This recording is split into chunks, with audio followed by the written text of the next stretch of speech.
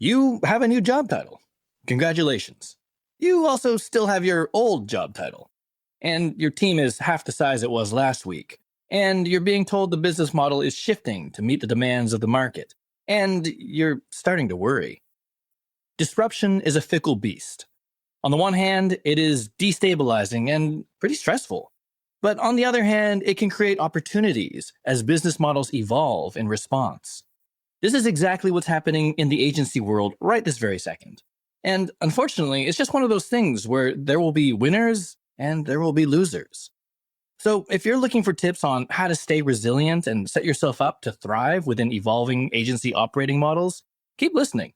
We're going to be getting the lowdown on exactly how agency operating models are changing and what you can do as a project team leader to support your teams while also positioning yourself as an adaptable, growth-minded tour de force. Hey folks, thanks for tuning in. My name is Galen Lowe with the Digital Project Manager. We are a community of digital professionals on a mission to help each other get skilled, get confident, and get connected so that we can amplify the value of project management in a digital world. If you want to hear more about that, head on over to thedpm.com/membership. And if you're into future-looking conversations and practical insights around digital project leadership, consider subscribing to this show for weekly episodes. All right, today we are talking about changing agency operating models and how project managers can help their teams and themselves survive and thrive as the floor tiles shift underneath their feet. With me today is Harv Nagra, Agency Operations Specialist, Head of Brand Communications at Scoro, and the host of the Handbook Agency Ops podcast. Harv, thanks for being with me today, man. Absolute pleasure, Galen. I'm really glad to be here. And of course, you've just come off our show as well. So really exciting to do this collaboration with you. I love a good podcast swap. So for our listeners, this is actually the second part of a conversation that Harv and I started on his podcast. So for the full POV, check the link in the show notes and give it a listen. I'm not sure yet if it matters whether you listen to this one first or not. But I think either order works well. Yeah. And of course, if you are someone who's listening who is into agency ops, consider subscribing to Harv's podcast. It's called The Handbook. It's incredible. It's cash. It's kind of like this one. It's a lot of fun. And I think it's great for just getting that perspective. Even if you are not an operations person, heck, even if you're not an agency person, I think it gives a lot of perspective on business maturity, operations, how stuff works, how stuff can work better. Absolutely. I thought maybe I would start with the juicy question. Let me give it some runway. So I feel like there's a lot of change afoot right now with the economy. It's like driving like some very, very talented people in my network into the layoff wagon. And also agencies are restructuring in hopes that they can do a little more or at least as much with less. We've got AI disrupting knowledge work left and right. And many full-time roles are just kind of like moving to fractional and freelance roles. My question is, what can agency delivery teams do to rally and be resilient and to support one another through all this change? There is so much happening. But first of all, Galen, you're throwing me off on the deep end with the hardest question just to start off. But anyway. How do we fix the world, Harv? Yeah, how do we fix the world? There is so much change though, Galen. Like it is a stressful time. Like you're saying, layoffs for a couple of years, the market's been quite difficult. And then the whole AI thing and scary things happening in the economy with tariffs and all that kind of fun stuff. So yeah, it is terrifying. But I think the most successful teams that I've ever worked in, like one of those things is culture, really. Psychological safety is a term that comes to mind. So I think the most flexible, adaptable, successful teams really like each other, first of all. So making sure that leadership are building a culture where people can turn to one another for advice, ensuring that people aren't afraid to admit areas that they need to learn in or are kind of weaker for them so that other people can help fill that gap, or that you can jointly go on a mission to go find those skills or bring in experts to teach you how to do certain things or whatever it might be. Because we can't overcome these challenges alone. Like we're not meant to be silos. That's not the purpose of an organization. So we do have to rely on each other. And you need that connection to keep you motivated. And you need some clarity and a point of view from the organization's perspective about where you're headed, how you're going to be adopting all these tools, and how you're going to be navigating some of these challenges. So making sure that communication is super clear and it's not being like close to the chest so that no one really knows. that would be like a terrible thing to do. So I think culture is the first thing that comes to mind. And then secondly, I'm kind of an ops guy, right? So I'm going to be biased, but I think it's genuinely true that great operations is so critical. You just can't be running a really successful business if you're always winging it, right? There's a degree, of course, adaptability and flexibility that is so important to being successful. But I think you can't just be always making it up. You can't be relying on people overextending themselves to make sure that you're creating this kind of impression to your clients that things are being held together while behind the scenes is absolute chaos. That's not a resilient business. So you have to be operating in a more mature way, making sure that your teams are structured, the way you deliver your work, you've got a methodology, your processes, the tools, the way you analyze your data, so that you're not wasting resource and you're able to measure results and also forecast what's coming. So all of that points to good operations and operating in a more mature way. I love those anchors because the first thing he says is like learning, right? And like being willing and having that culture to be like, cool, we don't know everything. Because maybe we talked about this in our conversation too. Maybe you're being asked to take on more responsibilities in an area that is not your sort of core skill set. Maybe you're learning new AI tools, right? Everything's different now. We all have to be able to say, yeah, nobody knows everything and let's figure it out. So the anchor point of learning. I love the anchor point of just like direction. And I think so many folks are getting this wrong because they're like, we don't know where we're going, so let's say nothing. But you're moving, you're doing something, you're trying something. And I think that visibility can help a lot. And then I like that idea that a lot of folks are going to try and fly by the seat of their pants right now, because that feels like all you can do. Like even just like regular people outside of agency, right? Like, how am I going to pick my groceries this week? Bringing stability to it through operations, kind of like, if I'm picking up what you're putting down, like agile, nimble operations. It's like, cool, we're not going to like rewrite every SOP starting now until like third quarter 2026.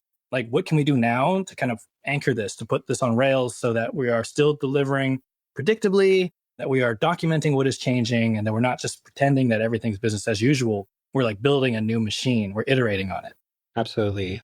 And it's like iterating regularly. So whether it's like, there's just milestones. I think annually is a big milestone. Quarterly is a milestone, but things are changing so fast right now that even on a monthly basis, you just have to be like sticking your head above the work and whatever's happening and making sure that whatever you're doing is still fit for purpose and it doesn't need a different kind of point of view or an approach. Can we dig into that a little bit? Because I love getting practical, tactical.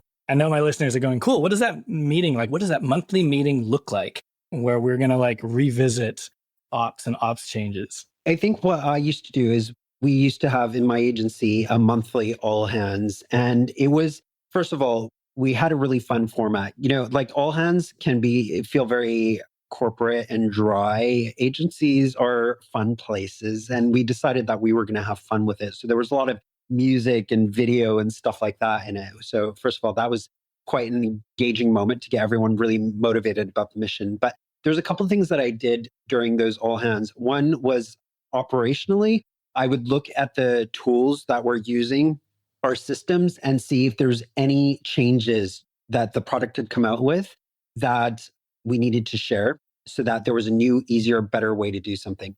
Number two was it was an opportunity to reinforce skills that people may have forgot, or that me as the operations director or my colleague as the finance director would be like, oh my God, people are forgetting this thing. We need to kind of reinforce that. So it was that moment, but also a moment to like share skills, right?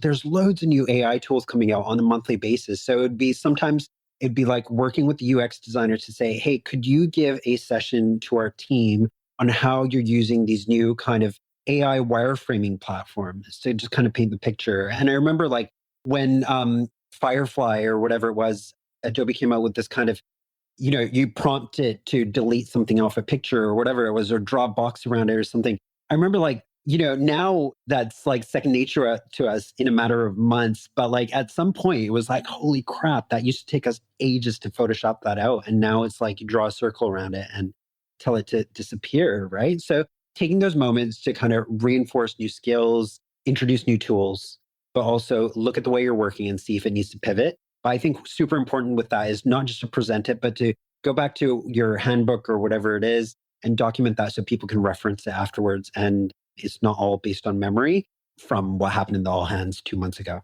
I love the reinforcement bit. And then like just the cross training, like you could be in that town hall and not be someone who does wireframe anything and kind of start understanding how you can kind of like fit those puzzle pieces together. It's inspiring, it's cross training. And, so much of learning these new tools is just like feeling comfortable with the idea that you're not alone. You're not the only one doing this. You're not doing the wrong thing and like wasting time.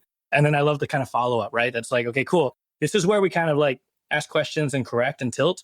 But actually, we want it's to kind of gently push people on a certain course and then help them kind of along that path as well so that the ops stay relevant, that people are using the tools properly, they know what's possible. Yeah. And back to that point about like introducing certain tools might not be relevant to everyone, right? Like the UX wireframing tool or whatever. Absolutely true. But it kind of also establishes that we're an organization that is learning and experimenting, and it encourages other people to do that in their own kind of realms. And the following month, they could be the ones presenting the account manager's approach to AI or whatever it is. So it's really cool to kind of feed off the energy and make everyone feel that you're in an organization that's moving forward. It's funny because, you started with culture and like you can see a lot of people struggle with culture and they try and fabricate it. But like exactly what you just said is like, yeah, we create this form that demonstrates our values, right? That we're changing, that we're innovative, that, we talk to one another. And this is not like the dry town hall where we push information at you. It's fun. There's, not every agency culture is going to be like, yes, music and fun and everything. But honestly, I think it's a good way of doing it. Absolutely. I wonder if I could like zoom out a bit. So for folks who don't know Harv, your background is in agency operations, but you've also like had almost all the roles under like the agency ops umbrella, from project manager to marketing specialist to senior digital producer to group director of operations and I think it just gives you this like really interesting perspective, like from the front lines as well as like from the command center. And we're talking about like evolving agency models, things like changing around us, operating models and business maturity and all that stuff that I know you love. I'm just wondering, what are some of the evolutions that you see in agency operating models today? And what, in your opinion, should agency leaders be doing to support their delivery teams as the business like adapts to change? I'll step back a moment and first just kind of shout out the fact that, several years ago or even a few years ago, I feel like operations in general, in terms of an organization, that was something maybe the biggest agencies had people in place for. And it wasn't really something that I felt was very talked about. So I didn't even know it was a career path, perhaps, or that it was kind of a role that was available. Other than that, I was there plugging some gaps as a producer or as the digital director and juggling responsibilities and stuff like that.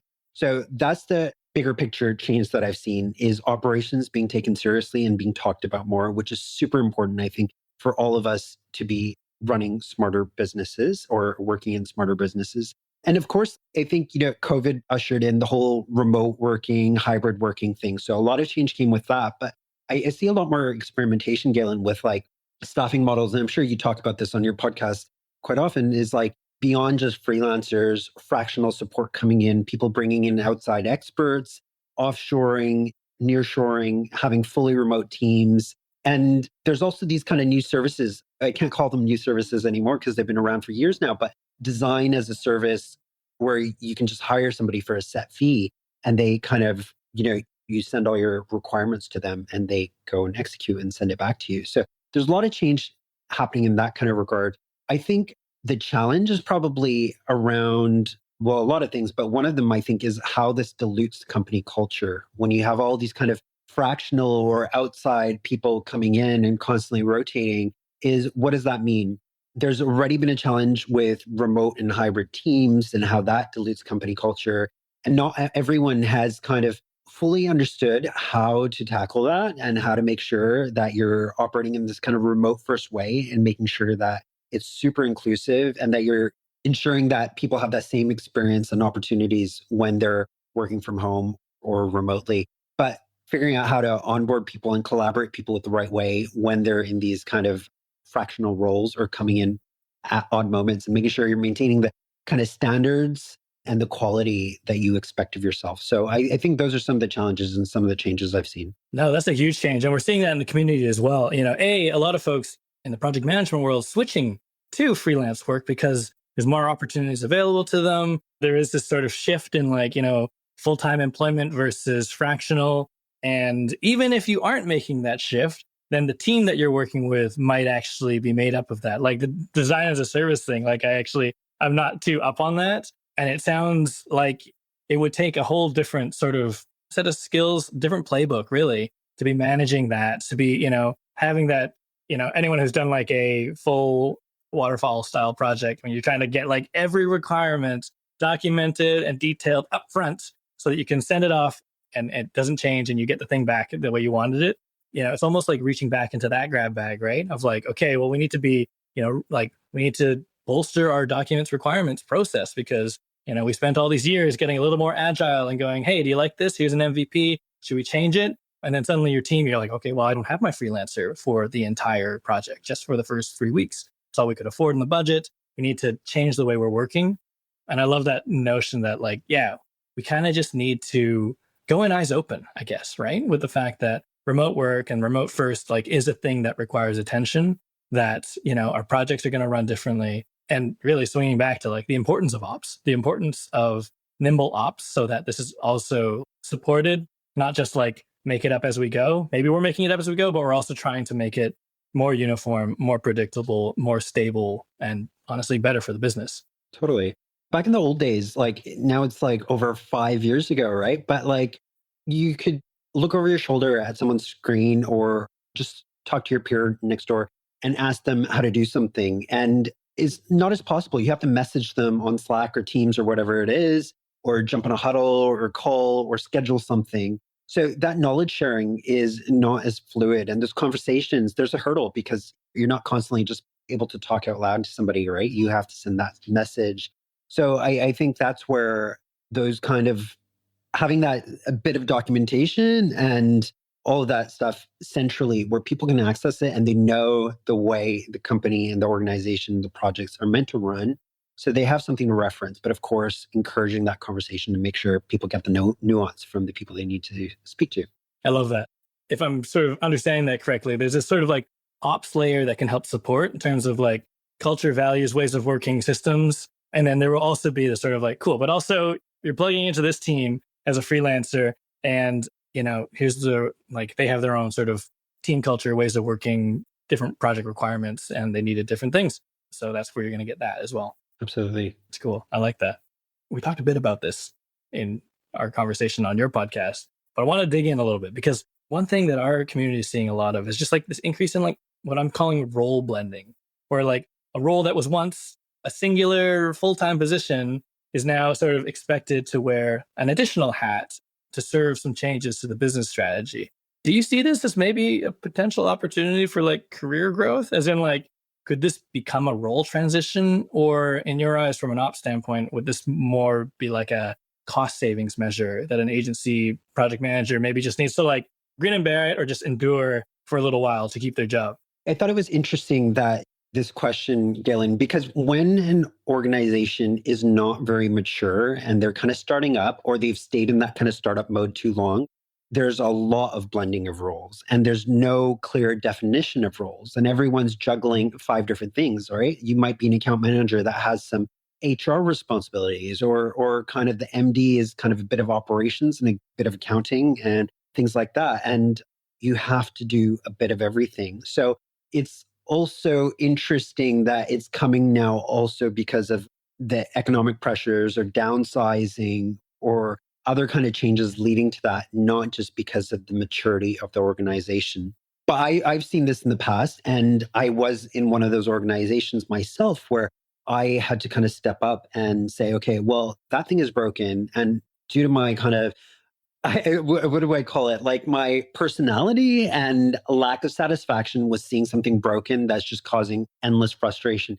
Just be like, okay, there's no one responsible for that. I'm going to step in and fix that thing and just sort it out, And I continued to do that. And over time, that turned into, well, I realized that I was really good at that stuff and I wanted to do more of it. And I liked doing that more than the client delivery stuff. So it was kind of like I was a digital producer and digital director. And over both of those kind of job titles, I was doing more and more and more of this stuff that had to do with operations until I was like, okay, we need an operations director. And I kind of feel like I'm doing two different jobs. And I want to make a case for pursuing that. But I think you're exactly right. There's a challenge there that you don't want to sacrifice what your core duties are. So you want to make sure that you're being absolutely honest and saying, hey, look, I've got this stuff that I need to deliver for the client. And if I'm doing all this additional, it's either going to have to be out of hours or my main project requirements are going to slip. And then that's going to have a knock on effect and things like that. But I think it's absolutely a great opportunity. Hopefully, whatever you're taking on has a nice overlap or a nice extension and a logical extension of your core duties. So it becomes a branch. But Galen, like I think about my early career when I first graduated university, I kind of felt like I was in this multidisciplinary program that did everything from like graphic design, web design, animation, film, interaction design, all these kinds of things. And I was like, graduated thinking like, well, what do I do now?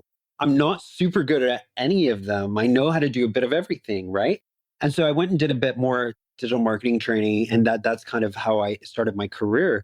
But what I find is that at the stage I'm at in my career now, being a jack of all trades back then felt like a liability and like I can't do anything with this. Whereas now I feel like that's the superpower is like, wow, over time, I'm still a jack of all trades, but now that means I'm an operations director and I can do all these things. I can go produce podcasts, I can run training sessions, I can, sort out people's processes, and I've got a point of view on technology and stuff like that. So I think absolutely don't shut down those opportunities, learn as much as you can. And over time, over the course of your career, all this stuff just becomes like tools in your tool belt that make you more and more of a unicorn, which just makes you that much more valuable. I think it's a great opportunity as long as you're able to not exhaust yourself in the process. So having those boundaries and making sure your kind of key priorities are still being addressed, your client delivery responsibilities and all that kind of stuff. I really like that because it's like almost like the art of stepping up, not just being like, cool, I'll step up and do this thing and my other job, and maybe do neither well, but like being clear, I guess, with the organization you're working at to say, listen, I'm willing to step up and step into this. It interests me. I'm going to be good at it, but also I need help balancing to make sure that I can do both well. And I do agree with you that like, yeah, I think you and I both, I think coming up, like we wore a lot of hats. Wearing a lot of hats was normal. And a lot of the conversations I'm having, like I did a post on LinkedIn. I'm like, is this the new normal? And they're like, when was it not the new normal? Because like we've been doing this our entire careers. But I think there was a period of time where, we're deeply specializing. And I think, for the deep specialists, I applaud you. I think it's still very relevant, but I think the opportunities are going to be fewer and further between. And like the way that AI and the economy is pushing the workforce,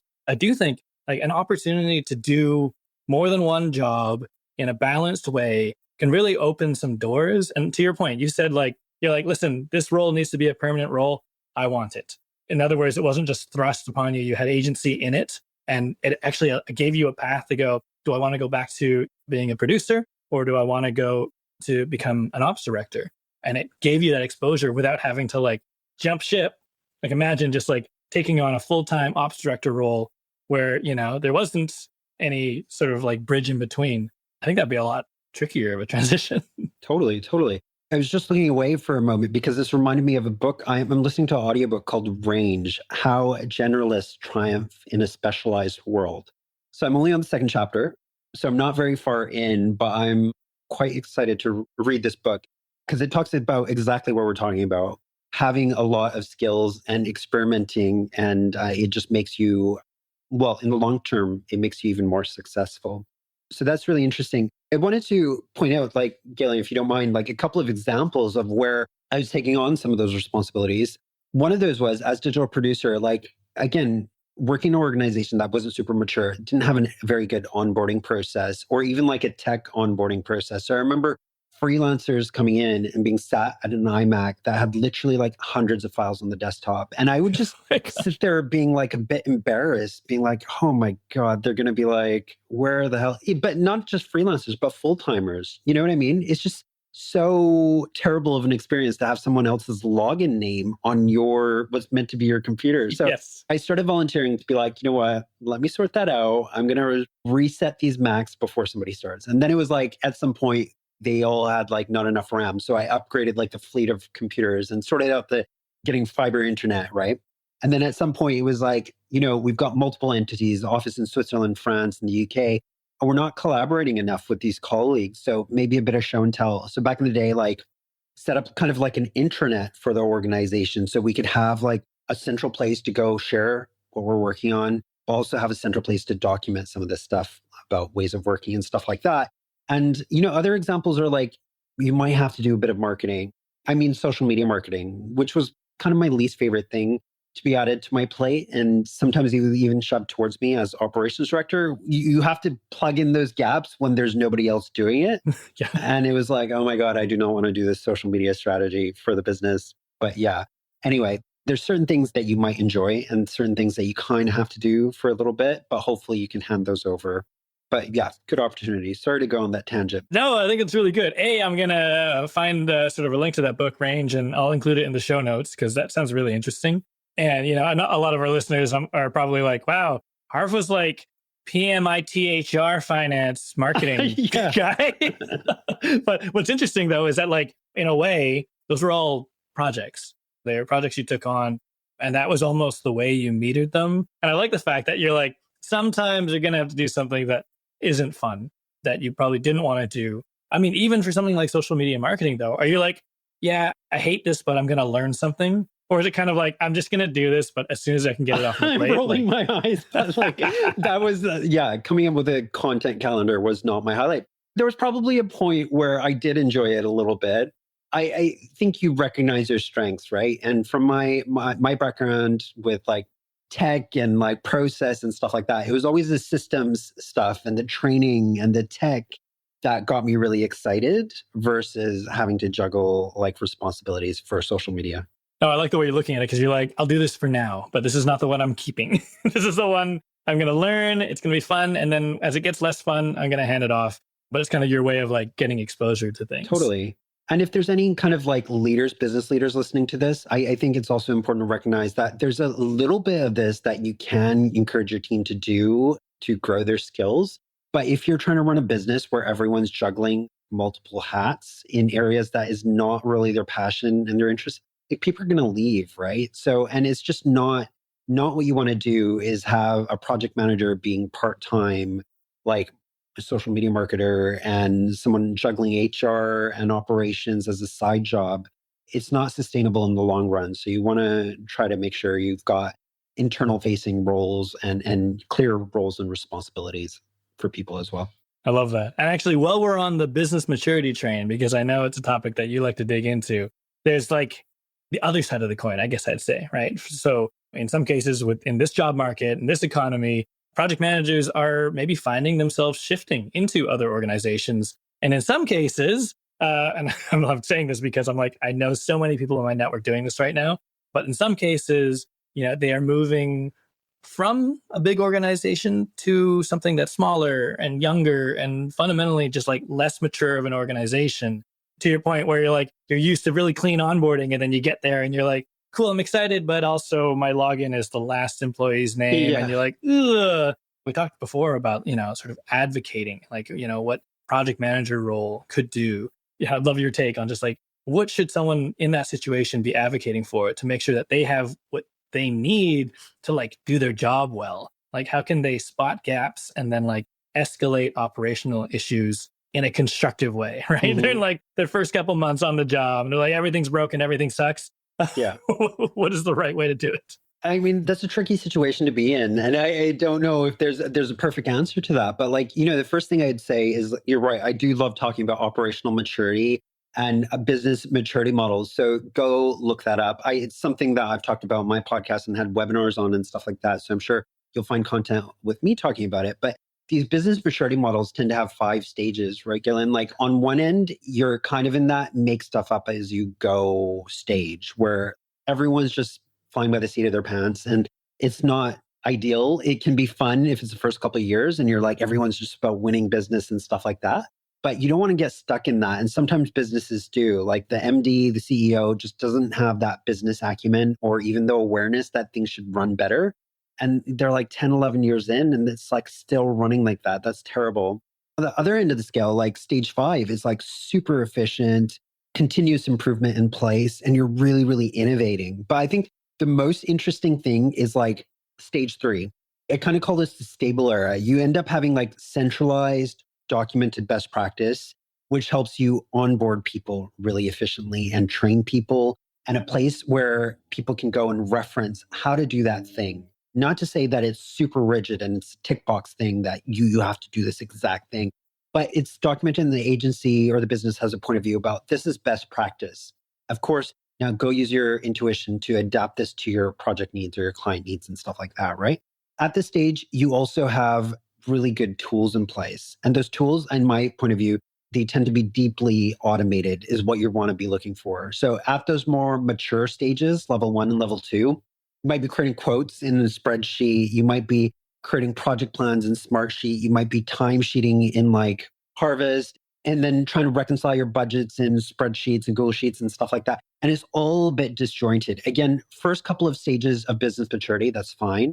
But at some point, as you're growing and your headcount is increasing and your projects are getting more complex, that is not sustainable because you spend loads of time copying data from one place to another and it wastes time and it's not accurate and everything's always slightly out of date and you don't know how your projects are performing, let alone your business, right? So I think it's really important at that stage that you have like your business has deeply automated and connected the stuff so the information flows better. You mentioned at the beginning, I work for a company called Scoro, and it's one of these platforms that has all that functionality baked into one place. It's called the Professional Services Automation Platform. So that's also something that you could do is have something like that in place. So I think that's really key.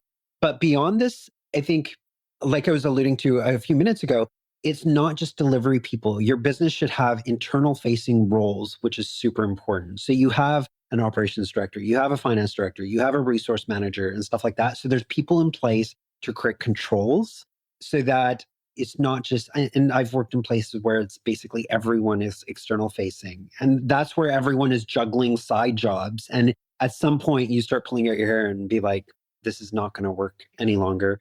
Other things to look out for is that you're measuring performance of your organization. So that comes back to the tools again, that your tools are able to let you see how things are going and what's coming up. So you have a bit of an idea that, are you going to have the capacity to take on more work or not? Or, is your team going to be burnt out? Are you going to have the sales that you're expecting to keep everyone busy? All that kind of stuff. So those are things to look for. And I would, again, encourage people to go check out this business maturity stuff and some of the stuff I've talked about, or reach out to me if you want to hear more about it. But I think, see if those roles are in place. Is there an ops director? And if not, then that might be a challenge. But there might be somebody that's kind of juggling that. And there's an internal champion already. It might be the head of delivery or the senior account director or somebody that's having to do that as their side job. So make friends with them and be like, oh, interesting. So you're having to do this. Is there anything I can help with? I've seen it work like this in my past business. Is that something you guys have discussed before? And maybe start planting the seeds a little bit. But also, Galen, I think you and I have the privilege of creating resources for people in businesses like that, right? So encourage your leaders, if they don't listen to the Digital Project Manager podcast or the Handbook, the Agency Operations podcast, to say, oh, you know what, I listened to this podcast. I noticed it's not something we do. You might want to listen to that conversation. So that's a way to plant the seed and get the conversation flowing. And it might not change overnight, but at least you're starting that ball rolling. And then you can start to see if there's kind of things that you want to and you're able to and you're excited about kind of plugging some gaps and getting some experience along the way. I love that. I wasn't even thinking about it in that direction as it relates to the other question, but like in some cases, this is an opportunity. If you came from a larger organization, maybe there were a 4 or a 5 on the maturity scale, and you're coming down to something that is, 1, you could probably see pretty quickly if like the owners and operators there are like, yeah, but that's what makes us us. Like, we are never going to mature because we are the micro agency that doesn't do what, a maturity 5 would do ever. And you're like, okay. And maybe that's fine, but also you know what you're in for, versus like that excitement of being like, you know what? I can actually help this organization get from 1 to 3. And I'm finding that exciting. Whereas when you're at a 4 or a 5 or a larger agency and you're like, yeah, that's that person's job, right? Mm-hmm. I don't do resource management. I don't do finance. I don't do ops. Somebody already has that role. But suddenly you can come at it from the other way and say, actually, that's kind of interesting. And I understand the reasons why now. It's not just the structure that's in place. It's structure that was built for a reason, right? To give business more predictability and more insight, Mm-hmm. more repeatability. It's to, inspire growth. It's to do more actually, but like more fun, cool things with more fun, cool people in a lot of cases.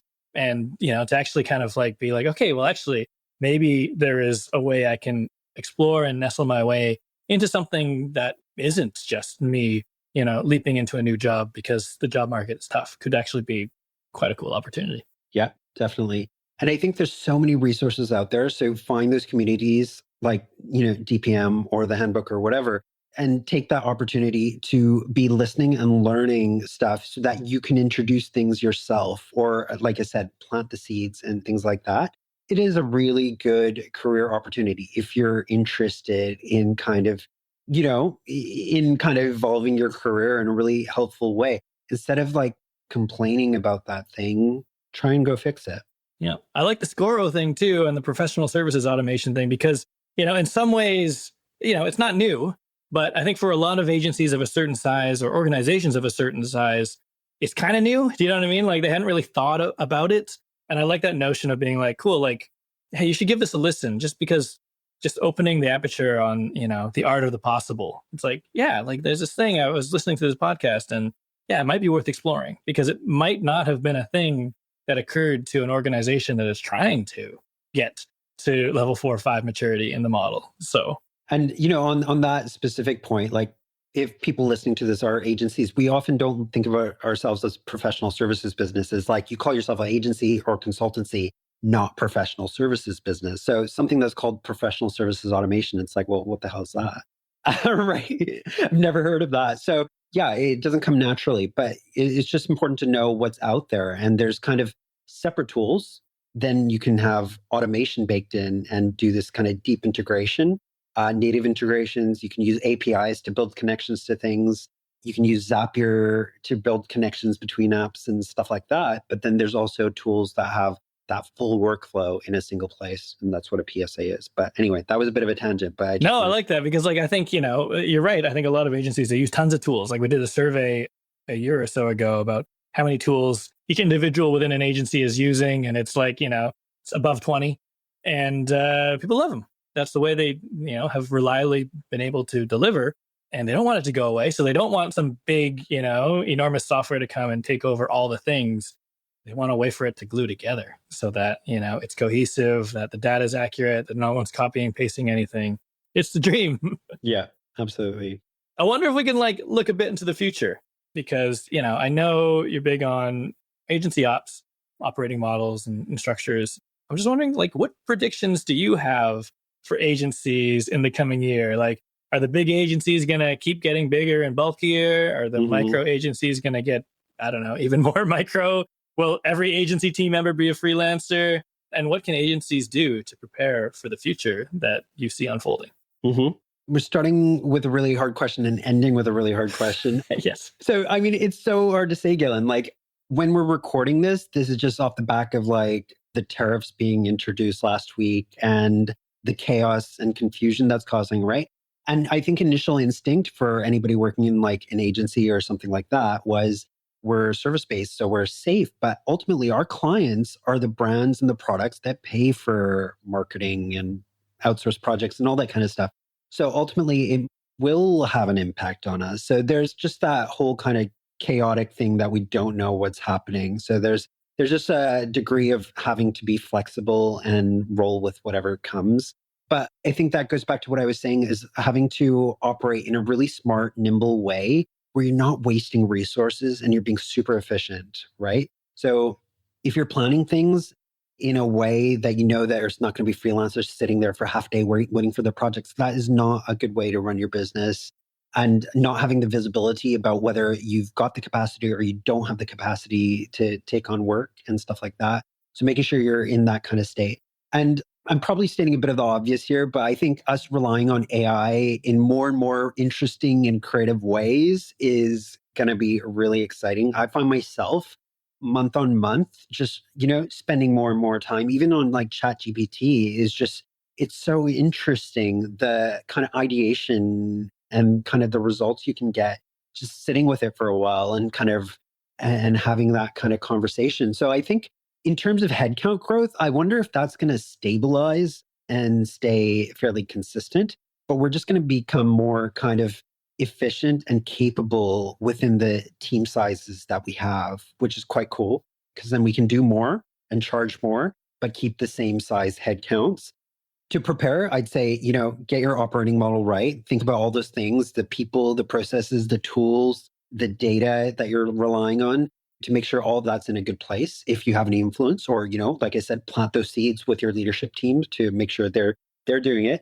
And then stay efficient and flexible, keep your ear out into what's happening and keep experimenting and sharing that knowledge in your monthly all hands and stuff like that, giving people an opportunity to share and inspire one another, all that kind of stuff, because we just need to be able to pivot really quickly and roll with it. If you're too rigid, that's when trouble happens because you're hunkering down on kind of what it's like today or what it was like last year, and you're not ready for what's going to happen next.